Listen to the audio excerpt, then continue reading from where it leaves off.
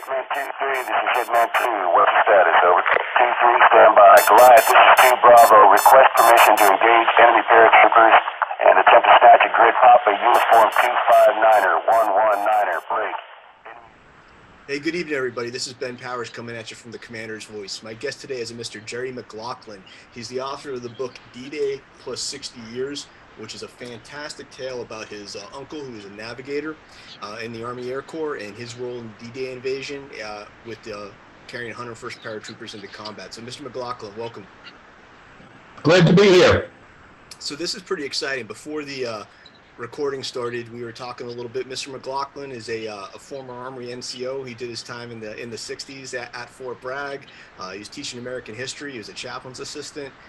He was helping dependents get their citizenship. So just a really neat guy with some Fort Bragg connections for all my paratrooper listeners and viewers here.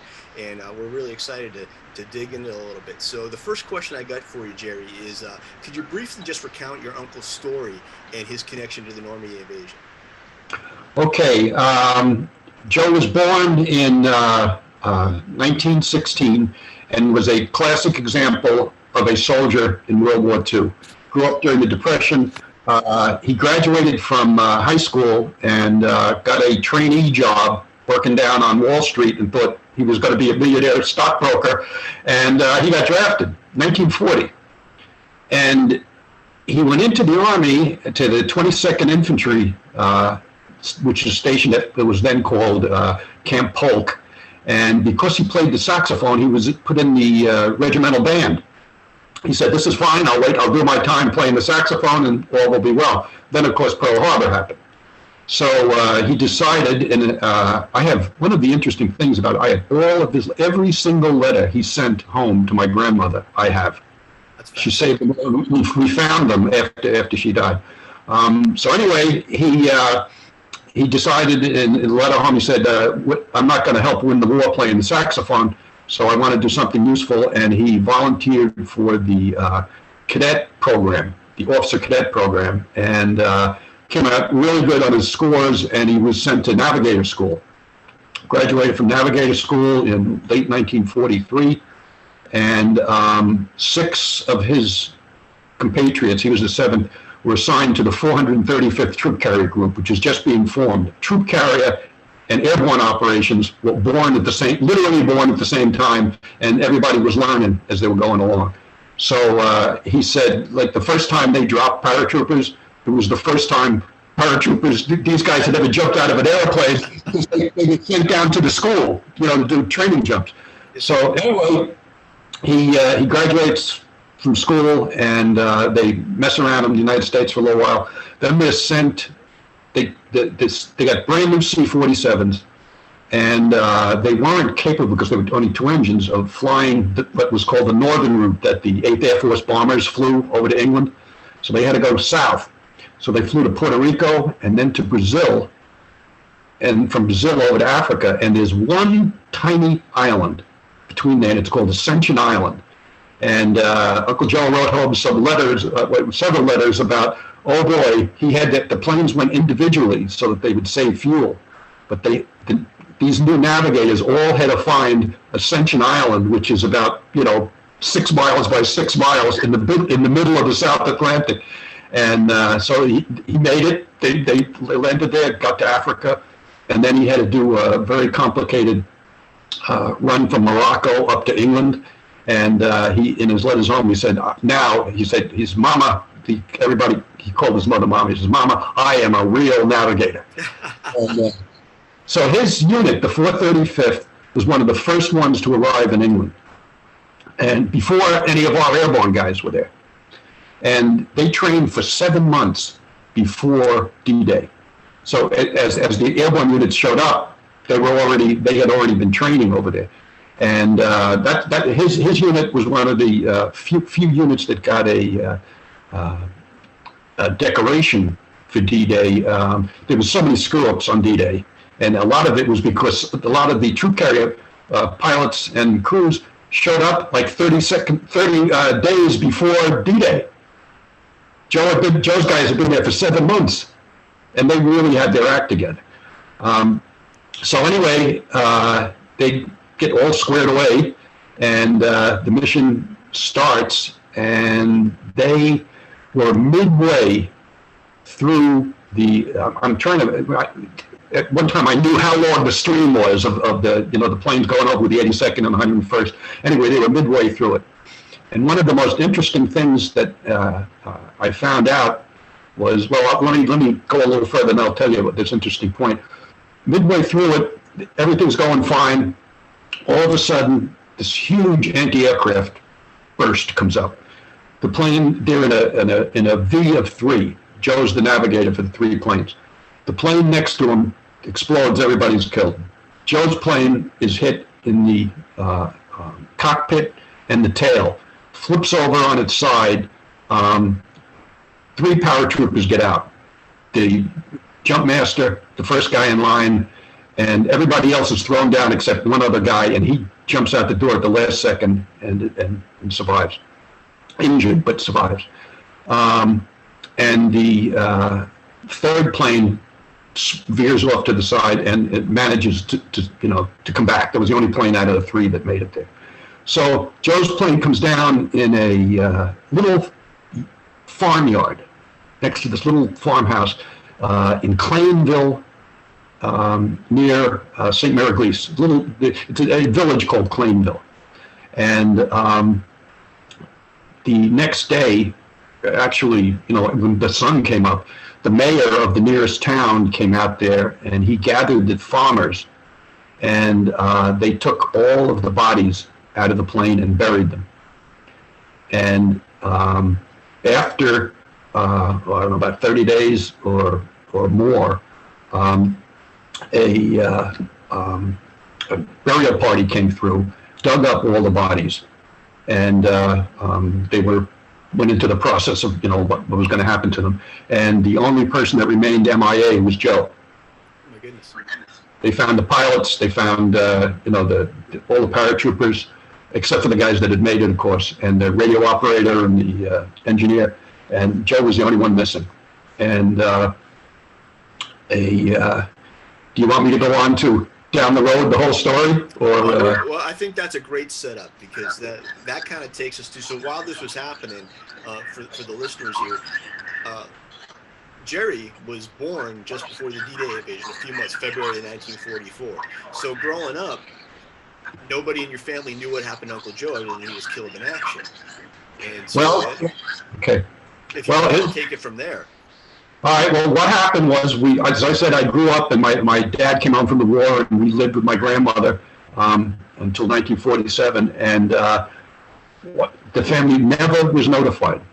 But he was missing in action. One year, and my grandmother, through a clerk in the 77th Squadron, got in touch with the mothers of all of the rest of the crew, and the mothers were all going back and forth, what happened to our boys, what happened to our boys. And one by one, they contacted my mother and said they found my son, and, he's gone. And but nothing ever happened with Joe. And then, so over the years, I remember as a child, they'd say, they would talk about how they thought maybe he had been captured, or he was hidden by the local partisans or something like that. And then, of course, they gave up on that. And a year after the war, in 1946, my grandmother received a letter saying that he was officially declared killed in action. Nothing, then nothing. And in 1948, all of a sudden she gets a letter and says, your son, Lieutenant Sullivan, is buried in Belgium, and we want to know, do you want him to be buried there permanently, or should we send him back to the United States? Well, the family goes nuts. My cousin, who was the only one of us, the next generation, that was alive and understood, was old enough to talk. She said when that came in, she just couldn't. She said it was the first time she saw adults cry. Okay, now he was officially dead. Where was he? His body. They had his body. Where was? What had happened? And my grandmother never got any kind of answer to all this. What do you want to do with the body? So he was brought home and buried in Cypress Hill Cemetery, which is like 1.5 miles from his house. He was born in Queens. This is in Brooklyn, but it was right near the house. And that was it. Nobody ever heard anything anymore. And And that was the mission, the growing up at Thanksgiving or everything like that, there'd always be, well, what, someday somebody's going to happen to Joe. And my grandmother would always would say, one of you is going to find out what happened to your uncle. And, well, I was the one. And it was, but it was something that we all grew up with. And that's why the book exists, because it was something that, I think it's what made me interested in World War II. And I was a history person by nature. And, what happened? So, as you grew up, you kind of had, as I alluded to at the beginning, you were drafted, or you did your national service, and then you went into the intelligence community, you told me. And then in, 1980, you found yourself in Washington, D.C.? Right. Before I went into the intelligence community, I had worked for the Labor Department in New York. And I got a promotion to go to Washington. And I had a generic job. I designed training. So it didn't matter where you worked. You go work at the farm, or whatever, So I went to Washington, and when I went to Washington, I brought with me, I told you I had every letter that Joe had ever sent to his mother. And I took with me the last letter he had sent home, dated June 3rd, 1944. And I called the archives. I'm trying to think of the actual place that I called. Anyway, I called the archives and I said, look, I got an address here. I'm trying to find some stuff about my uncle who was killed in World War II. They called me back. Now, this is 1980. Everything is in paper. There's no computers or anything. Everything is in paper.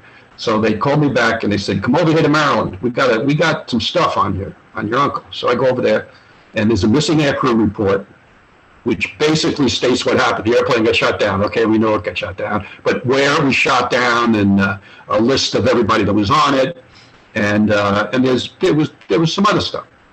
And then I hit the mother lode. One of the clerks says to me, you have to contact these people in Alexandria, Virginia, and it's the Memorial Affairs Division of DOD. Now, anybody that's out there that you have a relative that died in the service of the United States military, the Memorial Affairs Division has a file on it. So I drove out to Alexandria. Well, I called them, and they said, again, everything's paper. We'll call you back, Mr. McLaughlin, if we see if we have anything. So I get a note saying, yes, they have a file. So I make an appointment, and I go out to Alexandria. And now, this is a long time ago. I don't know how they work now, but I think most of it must be online. But I went there, and they gave me a little office right outside the Xerox machine and the folder. The folder's 2 inches thick. Oh my goodness! And I'm taken aback, And I open it up. I'm blown away. A third of the material in it is letters that my grandmother wrote. The original letters. Dear Congressman so-and-so, what happened to my kid? Dear Senator so-and-so, nobody's helping me with my son. Letters she wrote to the Defense Department was called the War Department then. Well, whoever was the boss, she wrote him a letter. You're the boss, what happened to my kid? All of them got ended up in this file. And it was amazing. And I'm going through the file and reading all this stuff. And there was, letters back and forth between congressmen, what happened to, we have to help Mrs. Sullivan. It was unbelievable, 2 inches thick. And to get to the bottom of the story, when I get to the bottom of the file, there's a letter. It says, Dear Mrs. Sullivan. And it explains everything that happened. And with my clerk school background from the United States Army, I look, it's an original letter signed by a full colonel with 3, copies. It was never mailed to my grandmother. Oh my goodness. I'm reading the letter that all of these years she said, what happened and all this. And it was dated March 10th, 1948. Dear Mrs. Sullivan, with regards to Lieutenant Sullivan's loss. And it told the whole story. And I'm sitting there, and I don't want to be overly dramatic, but I looked up at the ceiling and said, "Mama, I found it." And she went her whole life wanting that letter. And a sweet moment. it was, and I have a copy of it, but it was some clerk, took it, never mailed it. Colonel had signed it, and it never got mailed. And so that was kind of, I said, well, that's the end of the story. Now I found out. And I wrote a letter to all of my cousins, aunts and uncles and everything, and said, okay, Mama kept saying, when you'll find out what happened to Joe? Well, I found out, here's the story. And I said, okay, that's it. Now I can go on with the rest of my life. And then, well, things took off from there. I don't know. I would love to kind of keep going to see where they were, because because Joe and his crew, they were dropping members of George Company, 501st Parachute Infantry Regiment. Right. We haven't really alluded to that yet, but again, the book for my paratrooper brothers and sisters, there's a lot of first-person testimony and interviews with troopers who were in the company. So how did you start going about finding and interviewing those fellas? Well, here's what happened. It was a million to one thing. I was reading every Sunday for the last 60 years. I've read the New York Times book review section, and they used to have thing, authors inquirers, and there was a thing in like 1982 from a guy named Milton Dank, who had been a glider pilot, and he was writing a thing about troop carrier operations in World War II. And he said, if you know anything about troop carrier operations in World War II or participated in them, would you please contact me at this address? So I wrote him a letter and said, and I said, gee, that's interesting. I'll see what. So I wrote him a letter, and in the letter, I said, again, no telephone calls, no computer, I said that the circumstances of my uncle, and did he, if he had any contact from anybody from the 77th Troop Carrier Squadron, could you please give me their addresses? He's got 4 addresses. So I write to the 4 of them, and 3 of the 4 called me when they got the letter. Called me in Alexandria. One guy was called from California, and his name was Joe Flynn, and he and my uncle were drinking buddies. The 2 Irish Joes, they were called. And he's just like stupefied. How the hell did you find me? And so anyway, I start talking to these guys, and none of them had ever heard what happened to Joe and his crew. The war went on, they got out of the Army, and that was it. And there was the 435th had a reunion group, but nobody knew what had ever happened. And so I told them, and they shared all of this. And they were going to have their last reunion, or next to last reunion, or something like that. And they asked me to come and tell the story. Well, you talk about an emotional thing. I mean, all these guys have been 19, 20 years old, a little older maybe, and all of a sudden now they're old retired guys, my age now, and they had never known, for me to show up and tell them that I got up and I told them the whole story, and it was mind-blowing for them. And several of them, they all wanted to take me aside and talk private. And like this guy Joe Flynn was telling me how the 2 Joes used to go out and get shit-faced drunk in London and everything. And another guy came over. He was also from Long Island and had been an enlisted man. Never knew, as an enlisted, corporal, he had never spoken a word with my uncle, a big shot first lieutenant in another crew. But he said he was in the plane behind them in the next V, and he had been up in the navigator's dome looking out at all the anti-aircraft coming up and everything. Oh, I got to get back to that story. And he had seen the plane hit next to my uncle. It blew up, and then my uncle's plane rolled over and started to go down, and he knew all the enlisted men on both of the planes. And he was 19 years old, and all of a sudden, all these people that he had known from training and all that, he knew they were dead. And the guy started crying. He's talking. He says, "I'm 72 years old." He said, "I was, he says I was 19 years old and stupid in hell, and all of a sudden I realized my friends were dying, and I probably was going to be too." It was quite an emotional moment. And quick question, and I don't mean to go off on a tangent, but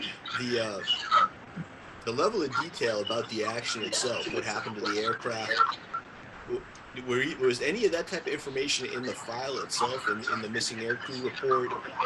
Like, was that reported by, like you said, pilots and aircrew in the other V, the third aircraft in your uncle's V? How was that level of detail collected? The pilot of the third aircraft was named Jesse Harrison. I became very good friends with him. And he described to me what it wasn't necessarily, it wasn't in the reports. What was in the report was what he reported and what he said to me. And he said it all took place in about 4 seconds. And he said, it'll take me 5 minutes to explain it to you. But he says they were just flying and they had come out of fog. And, he said they had practiced so much together. When the fog dissipated other units, it didn't dissipate them because they had 7 months to practice. And he said they came out and he was so proud of them that, they had, the whole squadron came out together, and all of a sudden the anti-aircraft came up. And he said, in faster than he could describe it to me, boom, first plane's gone, Joe's plane's gone. And he was surrounded, his plane was hit multiple times. He firewalled the throttles, went to the right, and dove down from jump level down to, he was so low that he came home, there was tree stuff whacked into holes in the planes where he had cut off the tops of trees. And he later got the Silver Star. He kept going and realized he was going to make it. And then he did a 180 and went back. The whole invasion is coming one way, and Jesse's going the other way, 300 feet below what the planes were coming in at. And what he was worried about was that he would run into paratroopers jumping. But anyway, he firewalled the throttle again, and he got back to the drop zone because it was marked. At the last minute, he throttled back and they jumped. And I'll tell a story about that later. With one of the paratroopers called me 50 years later and said, "I want to find this guy. Where is he? And why the hell are we so low and going so fast?" It is his question. Professional curiosity has me. I'm wondering what altitude they were at when they turned on the green light. He said it was probably about 350 feet. Oh my goodness. And just about everybody got whacked around, when they landed. And they were going way above, their speed. But he says everything was coming and he was seeing, other people being dropped. So he had to drop them and turn around. He really got the Silver Star for what he did. And it was, he was quite a guy. I'm kind of off course here now. I want to go back and tell you that story about why the 77th Squadron all of a sudden got massacred by these. A guy that I met in France, Philip Nekrasov, had done a lot of research, and he was writing a book on every C-47 that was shot down in Normandy. And when he got to the 77th Squadron, he had a story. There was a German anti-aircraft unit that was driving to the coast. And all they had with them was their, in-truck ammunition. They didn't have any ammunition flow with them or anything. Anyway, all of a sudden, they had to travel at night because they couldn't be, during the day, our planes were shooting up the roads. There was nothing you could do. So they traveled at night, and all of a sudden, the whole invasion comes over the top of them.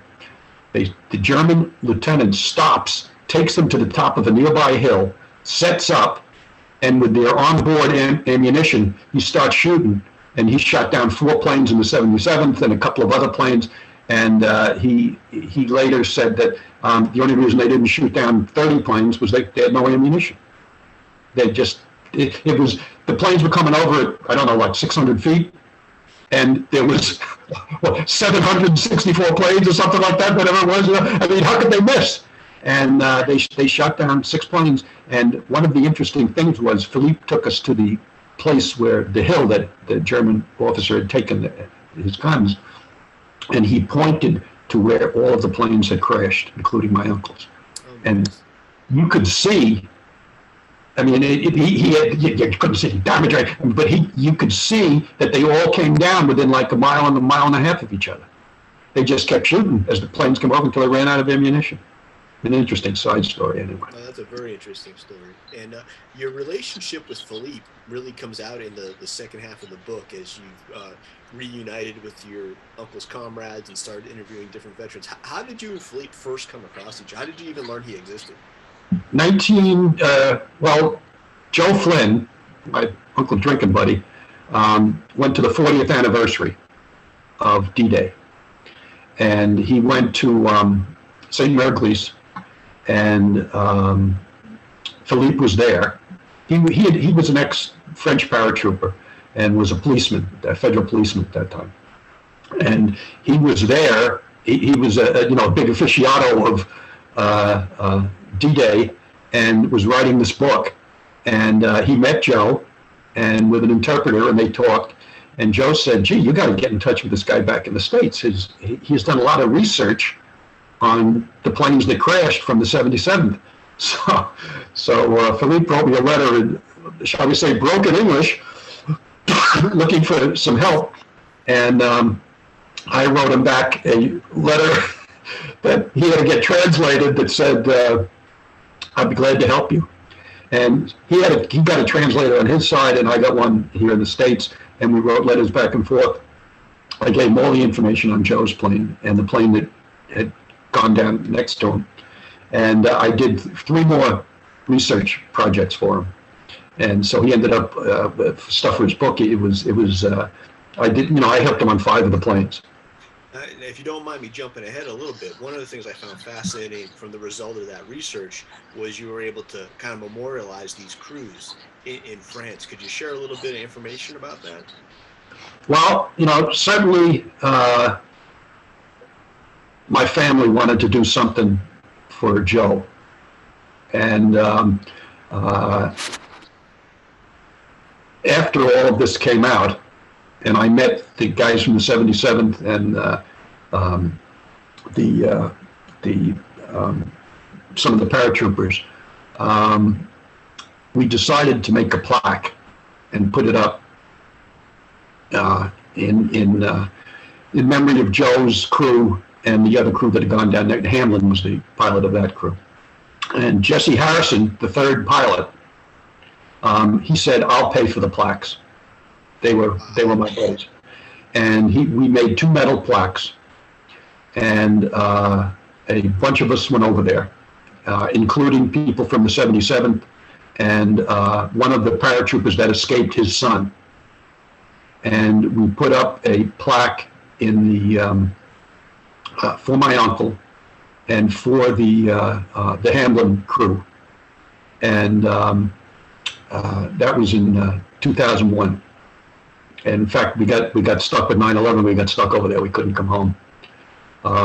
So those plaques are still there. The one for the Hamlin crew, wonderful a doctor and her husband who apparently makes his living as the husband of a doctor. A wonderful guy. He has taken care of the plaque at his house, and it's in terrific shape. The plaque for my uncle, that farm nobody lived there for 10 years, and the plaque got in pretty bad shape. And so in 2018, my brother and I had another plaque made in bronze, and we went back and replaced that plaque. So both of those locations have a plaque depicting everybody who was on those airplanes. That's fantastic. That's just amazing. So the original plaque, the sideline there, when there's this whole crew of people, organizations that stay connected with this stuff, and the 435th still exists as a air refueling group. And one of the a long story made short, their historian, who takes groups on military tours through Normandy came with us when we replaced the plaque. He took the old plaque, had it fully restored, and today it's in the 435th headquarters in Germany. That's fabulous. That's great. You know, it goes back right to their history. You know, that's fantastic. 75 years that's ago. Great. So, were there any particular stories about the 77th or the veterans or your time in Normandy dedicating the memorials that didn't make it into the book? Anything you'd like to share that didn't get past editing? There's one thing I left out. I felt really bad, and I've been talking about it with my wife, but had an amazing coincidence, double coincidence. When Joe was declared as KIA in 1946, his fiance came to my mother and her mother where they were living, and gave my mother her engagement ring. And she says, "This is from Joe and I to Jerry if he wants to use it." So from the time I was like 21, when I had my first serious girlfriend, my mother said, "If you decide to get married, this ring is here."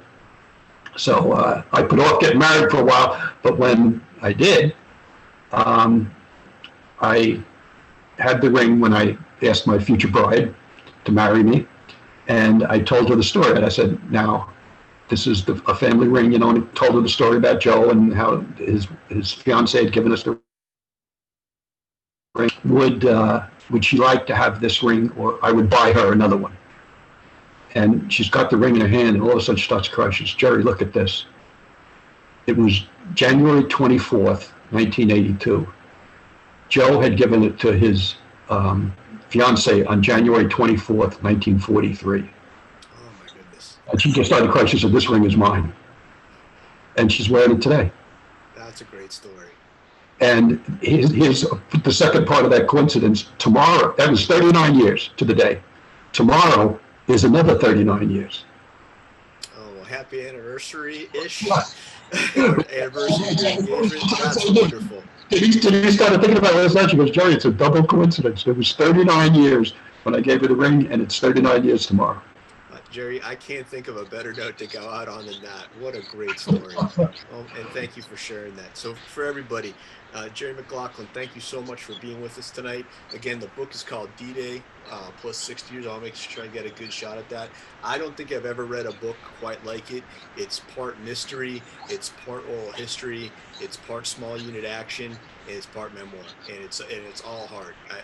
Jerry, if you could share with the listeners and viewers of where they could get it, that would be great. You can get it on two ways. You can get it, on the internet and not eBay. Wait a second, my brain's dead here. Like Amazon. Amazon, and you get a soft copy, or they can get in touch with me, and I will provide them with a signed hard copy. And my price is better than the competitor, all right? And can I just give my email address if they want to get in touch with me? Sure thing, if you're willing to do that. Okay, just smallhistory@aol.com. All right, so smallhistory@aol.com if you want to get a personalized hard copy from Mr. McLaughlin. Jerry, it's been an honor to have you on tonight to learn more about your family story and your connection to the airborne history. Thank you very much. Thank you, Ben. It was a pleasure. You have a great evening, sir. You too. Bye-bye.